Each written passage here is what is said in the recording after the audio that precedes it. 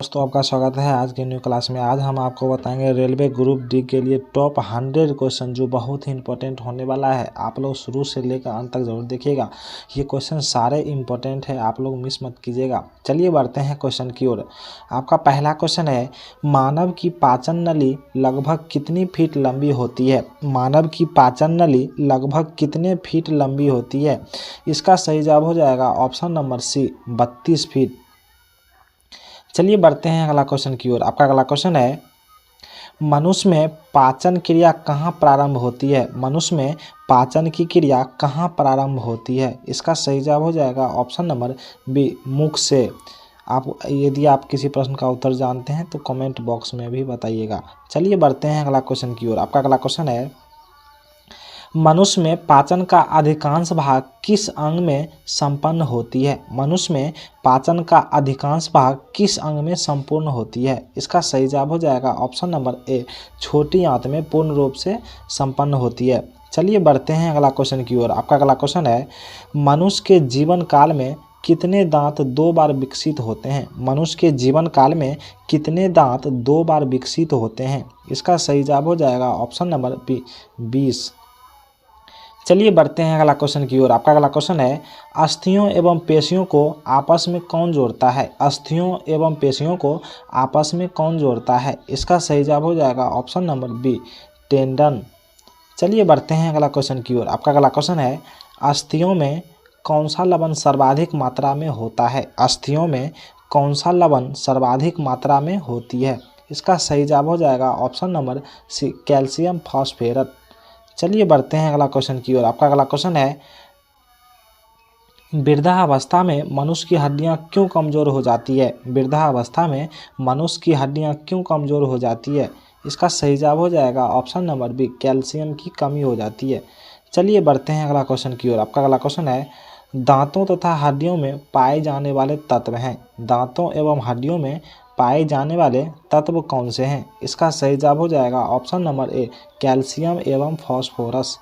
चलिए बढ़ते हैं अगला क्वेश्चन की ओर। आपका अगला क्वेश्चन है, मानव शरीर के किस अंग की हड्डी सबसे लंबी होती है? मानव शरीर के किस अंग की हड्डी सबसे लंबी होती है? इसका सही जवाब हो जाएगा ऑप्शन नंबर ए, जांघ की हड्डी, जिसको हम फीमर बोलते हैं। चलिए बढ़ते हैं अगला क्वेश्चन की ओर। आपका अगला क्वेश्चन है, टिबिया नामक हड्डी किस में पाई जाती है? टिबिया नामक हड्डी किस में पाई जाती है? इसका सही जवाब हो जाएगा ऑप्शन नंबर ए, टांग में। चलिए बढ़ते हैं अगला क्वेश्चन की ओर। आपका अगला क्वेश्चन है, मनुष्य के शरीर में पैर की हड्डी, मनुष्य के शरीर में पैर की हड्डी क्या होती है? इसका सही जवाब हो जाएगा ऑप्शन नंबर डी, संधरी होती है। चलिए बढ़ते हैं अगला क्वेश्चन की ओर। आपका अगला क्वेश्चन है, ह्यूमरस अस्थियां कहाँ पाई जाती है? ह्यूमरस अस्थियां कहाँ पाई जाती है? इसका सही जवाब हो जाएगा ऑप्शन नंबर डी हो जाएगा, ऊपरी भुजा में ह्यूमरस अस्थियां पाई जाती है। चलिए बढ़ते हैं अगला क्वेश्चन की ओर। आपका अगला क्वेश्चन है, निम्न में कौन सा मानव के पैर की हड्डी नहीं है? निम्न में कौन सा मानव के पैर की हड्डी नहीं है? इसका सही जवाब हो जाएगा ऑप्शन नंबर ए, ह्यूमरस, पैर की हड्डी नहीं है। चलिए बढ़ते हैं अगला क्वेश्चन की ओर। आपका अगला क्वेश्चन है, मानव शरीर की सबसे लंबी हड्डी, मानव शरीर की सबसे लंबी हड्डी, इसका सही जवाब हो जाएगा ऑप्शन नंबर बी, फीमर। चलिए बढ़ते हैं अगला क्वेश्चन की ओर। आपका अगला क्वेश्चन है, मानव शरीर की सबसे छोटी हड्डी कौन है? मानव शरीर की सबसे छोटी हड्डी कौन सी है? इसका सही जवाब हो जाएगा ऑप्शन नंबर बी, स्टेपीज, जो कान में पाए जाते हैं। चलिए बढ़ते हैं अगला क्वेश्चन की ओर। आपका अगला क्वेश्चन है, शरीर की सर्वाधिक प्रबल अस्थियां होती है, शरीर की सबसे सर्वाधिक प्रबल अस्थियां कहाँ होती है? इसका सही जवाब हो जाएगा ऑप्शन नंबर ए, जबड़े में होती है। चलिए बढ़ते हैं अगला क्वेश्चन की ओर। आपका अगला क्वेश्चन है, मनुष्य के शरीर में पसलियों के कितने जोड़े होते हैं? मनुष्य के शरीर में पसलियों के कितने जोड़े होते हैं? इसका सही जवाब हो जाएगा ऑप्शन नंबर ए, 12 जोड़े। चलिए बढ़ते हैं अगला क्वेश्चन की ओर। आपका अगला क्वेश्चन है, मनुष्य की खोपड़ी में कितनी अस्थियां होती है? मनुष्य की खोपड़ी में कितनी अस्थियां होती है? इसका सही जवाब हो जाएगा ऑप्शन नंबर बी, 8 अस्थियां। चलिए बढ़ते हैं अगला क्वेश्चन की ओर। आपका अगला क्वेश्चन है, नवजात शिशुओं में हड्डियों की संख्या लगभग कितनी होती है? नवजात शिशुओं में हड्डियों की संख्या लगभग कितनी होती है? इसका सही जवाब हो जाएगा ऑप्शन नंबर बी 300 हड्डी। चलिए बढ़ते हैं अगला क्वेश्चन की ओर। आपका अगला क्वेश्चन है, मनुष्य में कुल कितनी हड्डियां होती है? मनुष्य में कुल कितनी हड्डी होती है? इसका सही जवाब हो जाएगा ऑप्शन नंबर बी 206 हड्डी।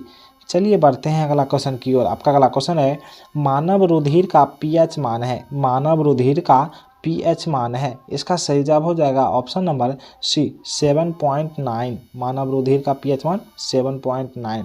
चलिए बढ़ते हैं अगला क्वेश्चन की ओर। आपका अगला क्वेश्चन है, मानव शरीर में रुधिर बैंक का कार्य कौन करता है? मानव शरीर में रुधिर बैंक का कार्य कौन करता है? इसका सही जवाब हो जाएगा ऑप्शन नंबर डी तिल्ली।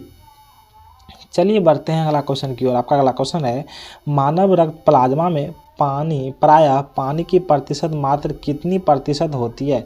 मानव रक्त प्लाज्मा में प्रायः पानी की प्रतिशत कितनी होती है? इसका सही जवाब हो जाएगा ऑप्शन नंबर बी 91 से 92%। चलिए बढ़ते हैं अगला क्वेश्चन की ओर। आपका अगला क्वेश्चन है, रक्त में पाई जाने वाली धातु है। रक्त में पाई जाने वाली धातु कौन सी है? इसका सही जवाब हो जाएगा ऑप्शन नंबर सी, रक्त में पाई जाने वाली धातु लोहा है। चलिए बढ़ते हैं अगला क्वेश्चन की ओर। आपका अगला क्वेश्चन है, रक्त का शुद्धिकरण कहाँ होता है? रक्त का शुद्धिकरण कहाँ होता है? इसका सही जवाब हो जाएगा ऑप्शन नंबर डी सभी हो जाएगा। रक्त का शुद्धिकरण फेफड़ा, यकृत यानी किडनी तीनों जगह होती है। चलिए बढ़ते हैं अगला क्वेश्चन की ओर। आपका अगला क्वेश्चन है, मानव शरीर में खून का शुद्धिकरण की प्रक्रिया को क्या कहते हैं? मानव शरीर में खून का शुद्धिकरण की प्रक्रिया को क्या कहते हैं? इसका सही जवाब हो जाएगा ऑप्शन नंबर डी हो जाएगा, डायलिसिस। चलिए बढ़ते हैं अगला क्वेश्चन की ओर। आपका अगला क्वेश्चन है, रक्त में लाल रंग निम्न में किसके कारण होता है? रक्त में लाल रंग निम्न में किसके कारण होता है? इसका सही जवाब हो जाएगा ऑप्शन नंबर डी हीमोग्लोबिन के कारण रक्त लाल होता है। चलिए बढ़ते हैं अगला क्वेश्चन की ओर। आपका अगला क्वेश्चन है, हीमोग्लोबिन में होता है। हीमोग्लोबिन में क्या होता है? इसका सही जवाब हो जाएगा ऑप्शन नंबर बी हीमोग्लोबिन में लोहा पाया जाता है। चलिए बढ़ते हैं अगला क्वेश्चन की ओर। आपका अगला क्वेश्चन है, शरीर में हीमोग्लोबिन का क्या कार्य है? शरीर में हीमोग्लोबिन का क्या कार्य है? इसका सही जवाब हो जाएगा ऑप्शन नंबर डी ऑक्सीजन का परिवहन। चलिए बढ़ते हैं अगला क्वेश्चन की ओर। आपका अगला क्वेश्चन है, हीमोग्लोबिन किसका महत्वपूर्ण घटक है? हीमोग्लोबिन किसका महत्वपूर्ण घटक है? इसका सही जवाब हो जाएगा ऑप्शन नंबर सी आरबीसी का।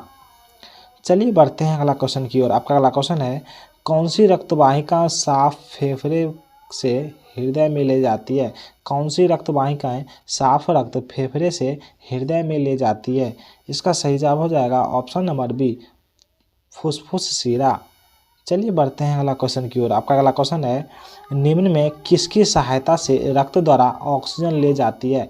निम्न में किसकी सहायता से रक्त द्वारा ऑक्सीजन ले जाया जाता है? इसका सही जवाब हो जाएगा ऑप्शन नंबर सी लोहित कोशिकाएं। चलिए बढ़ते हैं अगला क्वेश्चन की ओर। आपका अगला क्वेश्चन है, किसके मौजूदगी के कारण शरीर के भीतर रक्त जमता नहीं है? किसके मौजूदगी के कारण शरीर में रक्त जमता नहीं है? इसका सही जवाब हो जाएगा ऑप्शन नंबर बी हेपेरिन नामक एक प्रोटीन होता है जिसके कारण शरीर के अंदर रक्त नहीं जमता है। चलिए बढ़ते हैं अगला क्वेश्चन की ओर। आपका अगला क्वेश्चन है, मानव शरीर का रक्त बैंक कहलाता है। मानव शरीर का रक्त बैंक किसको कहते हैं? इसका सही जवाब हो जाएगा ऑप्शन नंबर ए प्लीहा को ब्लड बैंक भी कहा जाता है। चलिए बढ़ते हैं अगला क्वेश्चन की ओर। आपका अगला क्वेश्चन है, रुधिर के प्लाज्मा में निम्न में से किसके द्वारा एंटीबॉडी निर्मित होती है? रुधिर के प्लाज्मा में निम्न में से किसके द्वारा एंटीबॉडी निर्मित होती है? इसका सही जवाब हो जाएगा ऑप्शन नंबर ए लिम्फोसाइट। चलिए बढ़ते हैं अगला क्वेश्चन की ओर। आपका अगला क्वेश्चन है, लाल रक्त कणिकाएं किस नाम से जानी जाती है? लाल रक्त कणिकाएं किस नाम से जानी जाती है? इसका सही जवाब हो जाएगा option number D erythrocyte. Option number D हो जाएगा। चलिए बढ़ते हैं अगला क्वेश्चन की ओर। आपका अगला क्वेश्चन है, लाल रक्त कणिकाएं कहाँ उत्पन्न होते हैं? लाल रक्त कणिकाएं कहाँ उत्पन्न होते हैं? इसका सही जवाब हो जाएगा ऑप्शन नंबर बी हो जाएगा अस्थि मज्जा में। लाल रक्त कणिकाएं कहाँ उत्पन्न होती है? तो अस्थि मज्जा में उत्पन्न होती है। चलिए बढ़ते हैं अगला क्वेश्चन की ओर। आपका अगला क्वेश्चन है, निम्न में किसको आरबीसी का कब्रिस्तान कहा जाता है? निम्न में किसको आरबीसी का कब्रिस्तान कहा जाता है? इसका सही जवाब हो जाएगा ऑप्शन नंबर ए, प्लीहा को आरबीसी का कब्रिस्तान भी कहा जाता है।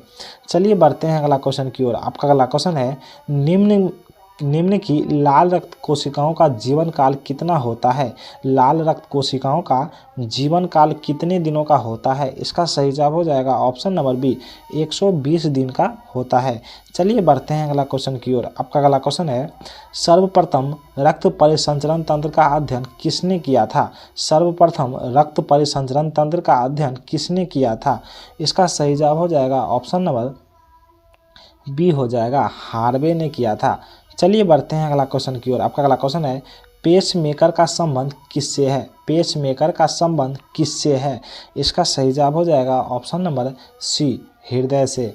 चलिए बढ़ते हैं अगला क्वेश्चन की ओर। आपका अगला क्वेश्चन है, पेसमेकर का संबंध किससे है? पेसमेकर का संबंध किससे है? इसका सही जवाब हो जाएगा ऑप्शन नंबर बी, दिल की धड़कन प्रारंभ करना। चलिए बढ़ते हैं अगला क्वेश्चन की ओर। आपका अगला क्वेश्चन है, गति प्रेरक किससे संबंधित है? गति प्रेरक किससे संबंधित है?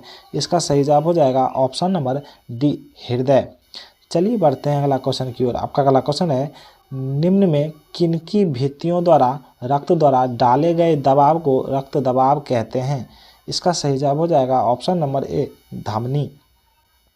चलिए बढ़ते हैं अगला क्वेश्चन की ओर। आपका अगला क्वेश्चन है, सोते समय रक्तदाब में क्या परिवर्तन होता है? सोते समय रक्तदाब में क्या परिवर्तन होता है? इसका सही जवाब हो जाएगा ऑप्शन नंबर डी, घटता है। चलिए बढ़ते हैं अगला क्वेश्चन की ओर। आपका अगला क्वेश्चन है, रुधिर दबाव मापक यंत्र है। रुधिर दबाव मापक यंत्र है। इसका सही जवाब हो जाएगा ऑप्शन नंबर सी, स्फिग्नोमैनोमीटर।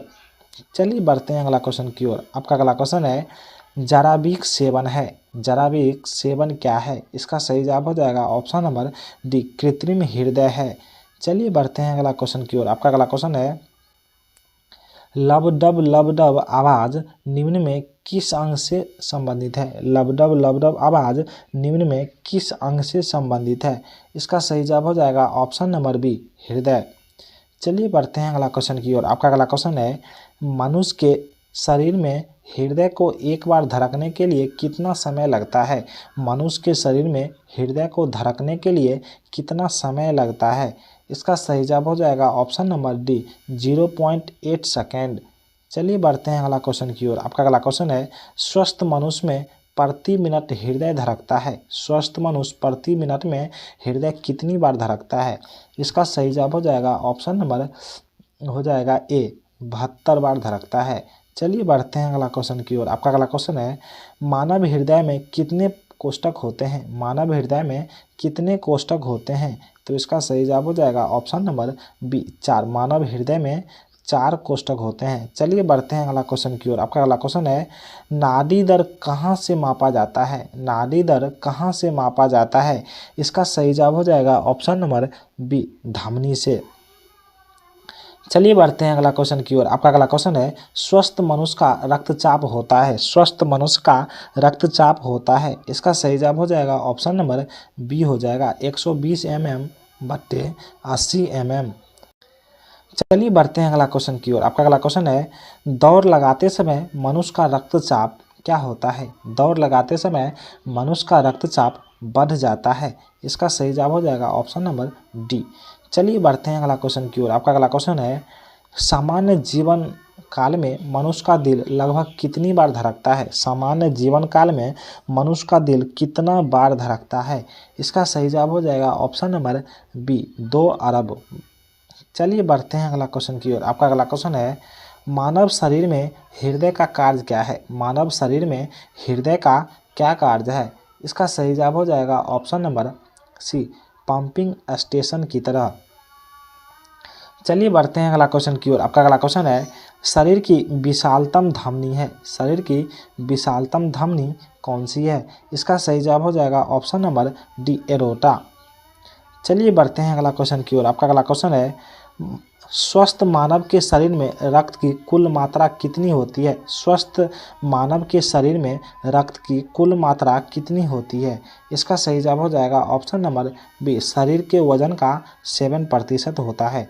चलिए बढ़ते हैं अगला क्वेश्चन की ओर। आपका अगला क्वेश्चन है, एक वयस्क में रक्त का औसतन कितना होता है? एक वयस्क में रक्त का औसतन आयतन कितना होता है? इसका सही जवाब हो जाएगा ऑप्शन नंबर ए, 5 से 6 लीटर।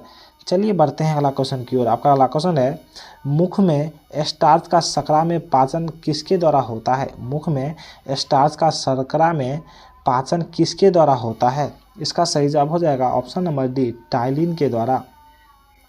चलिए बढ़ते हैं अगला क्वेश्चन की ओर। आपका अगला क्वेश्चन है, पाचन तंत्र का हिस्सा नहीं है, पाचन तंत्र का कौन हिस्सा नहीं है?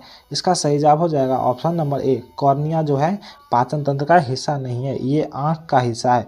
चलिए बढ़ते हैं अगला क्वेश्चन की ओर। आपका अगला क्वेश्चन है, दूध प्रोटीन को पचाने वाला एंजाइम कौन है? दूध प्रोटीन को पचाने वाला एंजाइम कौन सा है? इसका सही जवाब हो जाएगा ऑप्शन नंबर ए, रेनिन।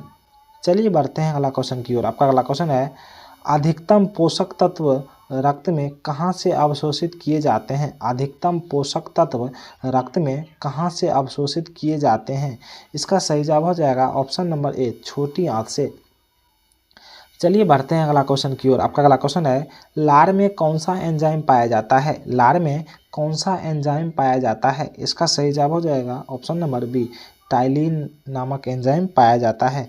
चलिए बढ़ते हैं अगला क्वेश्चन की ओर। आपका अगला क्वेश्चन है, पेट में भोजन को पचाने के लिए निम्नलिखित में किसकी खास आवश्यकता होती है?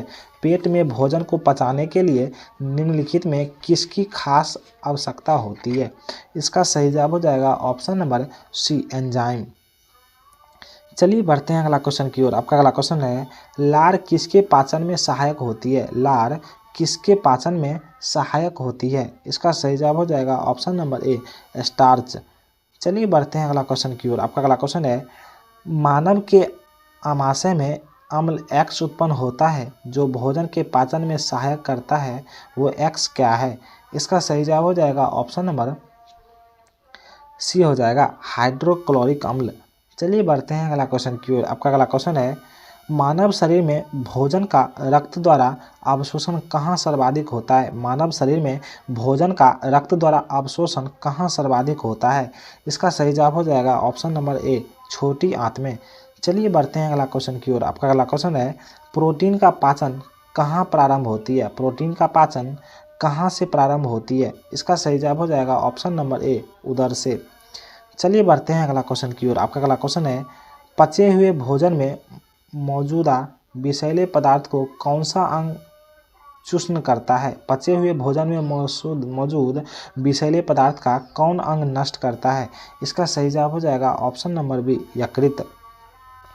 चलिए बढ़ते हैं अगला क्वेश्चन की ओर। आपका अगला क्वेश्चन है, पेप्सिन है एक, पेप्सिन एक क्या है? इसका सही जवाब हो जाएगा ऑप्शन नंबर सी है, एंजाइम है। पेप्सिन एक एंजाइम है। चलिए बढ़ते हैं अगला क्वेश्चन की ओर। आपका अगला क्वेश्चन है, पेप्सिन बदल जाता है, पेप्सिन बदल देता है, किसको बदल देता है? इसका सही जवाब हो जाएगा ऑप्शन नंबर डी, प्रोटीन को पॉलीपेप्टाइड में बदल देता है। चलिए बढ़ते हैं अगला क्वेश्चन की ओर। आपका अगला क्वेश्चन है, पाचन क्रिया में प्रोटीन निम्न में किस पदार्थ में बदल जाते हैं? पाचन क्रिया में प्रोटीन निम्न में से किस पदार्थ में बदल जाते हैं? इसका सही जवाब हो जाएगा ऑप्शन नंबर ए हो जाएगा, एमिनो अम्ल में बदल जाते हैं। चलिए बढ़ते हैं अगला क्वेश्चन की ओर। आपका अगला क्वेश्चन है, निम्न में से वह अंग कौन सा है जो मानव शरीर में ग्लाइकोजन के रूप में कार्बोहाइड्रेट को जमा करता है? इसका सही जवाब हो जाएगा ऑप्शन नंबर ए, यकृत। चलिए बढ़ते हैं अगला क्वेश्चन की ओर। आपका अगला क्वेश्चन है, पित्त निम्न में किसके द्वारा पैदा किया जाता है? पित्त निम्न में किसके द्वारा पैदा किया जाता है? इसका सही जवाब हो जाएगा ऑप्शन नंबर डी, यकृत। चलिए बढ़ते हैं अगला क्वेश्चन की ओर। आपका अगला क्वेश्चन है, पित्त जमा होता है, पित्त कहाँ जमा होता है? इसका सही जवाब हो जाएगा ऑप्शन नंबर बी, पित्ताशय में जमा होता है। चलिए बढ़ते हैं अगला क्वेश्चन की ओर। आपका अगला क्वेश्चन है, पित्त का प्रमुख कार्य होता है, पित्त का प्रमुख कार्य क्या है? इसका सही जवाब हो जाएगा ऑप्शन नंबर सी, वसा का पायसीकरण। चलिए बढ़ते हैं अगला क्वेश्चन की ओर। आपका अगला क्वेश्चन है, मानव शरीर में लाल रक्त कण का निर्माण कहाँ होता है? मानव शरीर में लाल रक्त कण का निर्माण कहाँ होता है? इसका सही जवाब हो जाएगा ऑप्शन नंबर सी, अस्थि मज्जा में। चलिए बढ़ते हैं अगला क्वेश्चन की ओर। आपका अगला क्वेश्चन है उच्च उन्तांश का मानव शरीर में आरबीसी। उच्च उन्तांश का मानव शरीर में आरबीसी क्या होती है? इसका सही जवाब हो जाएगा ऑप्शन नंबर डी, संख्या बढ़ जाती है। चलिए बढ़ते हैं अगला क्वेश्चन की ओर। आपका अगला क्वेश्चन है सफ़ेद रक्त कण का मुख्य कार्य क्या है? सफ़ेद रक्त कण का मुख्य कार्य क्या है? इसका सही जवाब हो जाएगा ऑप्शन नंबर सी, रोग प्रतिरोधक क्षमता धारण करना। चलिए बढ़ते हैं अगला क्वेश्चन की ओर। आपका अगला क्वेश्चन है मनुष्य के रक्त में श्वेत रक्त कणिकाओं की कौन सी किस्म सबसे अधिक होती है? इसका सही जवाब हो जाएगा ऑप्शन नंबर बी, न्यूट्रोफिल्स। चलिए बढ़ते हैं अगला क्वेश्चन की ओर। आपका अगला क्वेश्चन है जब कोई बाहरी पदार्थ मानव रुधिर प्रणाली में प्रविष्ट होता है तो प्रक्रिया कौन प्रारंभ करता है? इसका सही जवाब हो जाएगा ऑप्शन नंबर सी, WBC। चलिए बढ़ते हैं अगला क्वेश्चन की ओर। आपका अगला क्वेश्चन है रक्त समूह के खोजकर्ता कौन है? रक्त समूह के खोजकर्ता कौन है? इसका सही जवाब हो जाएगा ऑप्शन नंबर डी, लैंडस्टीनर। चलिए बढ़ते हैं अगला क्वेश्चन की ओर। आपका अगला क्वेश्चन है RH फैक्टर का पता किसने लगाया था? RH फैक्टर का पता किसने लगाया था? इसका सही जवाब हो जाएगा ऑप्शन नंबर सी, लैंडस्टीनर और वीनर ने। चलिए बढ़ते हैं अगला क्वेश्चन की ओर। आपका अगला क्वेश्चन है किस रक्त समूह में एंटीबॉडी नहीं पाई जाती है? किस रक्त समूह में एंटीबॉडी नहीं पाई जाती है? इसका सही जवाब हो जाएगा ऑप्शन नंबर सी, AB में एंटीबॉडी नहीं पाई जाती है। चलिए बढ़ते हैं अगला क्वेश्चन की ओर। आपका अगला क्वेश्चन है किस रुधिर वर्ग में दोनों एंटीबॉडी पाई जाती है? किस रुधिर वर्ग में दोनों एंटीबॉडी पाई जाती है? इसका सही जवाब हो जाएगा ऑप्शन नंबर सी, O। ओ में दोनों एंटीबॉडी पाई जाती है। चलिए बढ़ते हैं अगला क्वेश्चन की ओर। आपका अगला क्वेश्चन है किस रक्त वर्ग में कोई एंटीबॉडी नहीं पाई जाती है? किस रक्त में एंटीजन नहीं पाई जाती है? इसका सही जवाब हो जाएगा ऑप्शन नंबर डी में कोई एंटीजन नहीं होती है। चलिए बढ़ते हैं अगला क्वेश्चन की ओर। आपका अगला क्वेश्चन है एंटीबॉडी का मुख्य कार्य किसके विरुद्ध होता है? एंटीबॉडी का मुख्य कार्य किसके विरुद्ध होता है? इसका सही जवाब हो जाएगा ऑप्शन नंबर डी, संक्रमण के। चलिए बढ़ते हैं अगला क्वेश्चन की ओर। आपका अगला क्वेश्चन है RH फैक्टर का नाम किससे संबंधित है? RH फैक्टर का नाम किससे संबंधित है? इसका सही जवाब हो जाएगा ऑप्शन नंबर बी, बंदर से। चलिए बढ़ते हैं अगला क्वेश्चन की ओर। आपका अगला क्वेश्चन है मानव शरीर की किन कोशिकाओं में सबसे कम पुनर्योजन शक्ति होती है? मानव शरीर की किन कोशिकाओं में सबसे कम पुनर्योजन शक्ति होती है? इसका सही जवाब हो जाएगा ऑप्शन नंबर बी, मस्तिष्क कोशिकाएं। चलिए बढ़ते हैं अगला क्वेश्चन की ओर। आपका अगला क्वेश्चन है निम्नलिखित में कौन सा ब्लड ग्रुप सर्वव्यापक गहराता है? निम्नलिखित में कौन सा ब्लड ग्रुप सर्वव्यापक ग्राह्यता रखता है? इसका सही जवाब हो जाएगा ऑप्शन नंबर बी, AB। चलिए बढ़ते हैं अगला क्वेश्चन की ओर। आपका अगला क्वेश्चन है तंत्रिका तंत्र की लघुत्तम संरचना तथा शरीर की क्रियात्मक इकाई कौन सी है? इसका सही जवाब हो जाएगा ऑप्शन नंबर बी, न्यूरॉन। चलिए बढ़ते हैं अगला क्वेश्चन की ओर। आपका अगला क्वेश्चन है मानव रक्तदान के लिए कौन सा रक्त समूह सर्वाधिक दाता होता है? इसका सही जवाब हो जाएगा option number A, O group. चलिए बढ़ते हैं अगला क्वेश्चन की ओर। आपका अगला क्वेश्चन है रक्त समूह O वाला व्यक्ति किस रक्त समूह के व्यक्तियों को रक्त ले सकता है? इसका सही जवाब हो जाएगा ऑप्शन नंबर बी, केवल O। चलिए बढ़ते हैं अगला क्वेश्चन की ओर। आपका अगला क्वेश्चन है मानव शरीर की सबसे बड़ी कोशिका है? मानव शरीर की सबसे बड़ी कोशिका कौन सी है? इसका सही जवाब हो जाएगा ऑप्शन नंबर सी, तंत्रिका कोशिका। चलिए बढ़ते हैं अगला क्वेश्चन की ओर। आपका अगला क्वेश्चन है मनुष्य में मेरुदंड से कितनी जोड़ी तंत्रिकाएं निकलती है? मनुष्य के मेरुदंड से कितनी तंत्रिकाएं निकलती है? इसका सही जवाब हो जाएगा ऑप्शन नंबर बी, 31 जोड़ा। चलिए बढ़ते हैं अगला क्वेश्चन की ओर। आपका अगला क्वेश्चन है दिमाग की किस भाग में भूख लगने व भोजन से तृप्ति की अनुभूति कराने का केंद्र स्थित होते हैं? इसका सही जवाब हो जाएगा ऑप्शन नंबर सी, हाइपोथैलेमस। चलिए बढ़ते हैं अगला क्वेश्चन की ओर। आपका अगला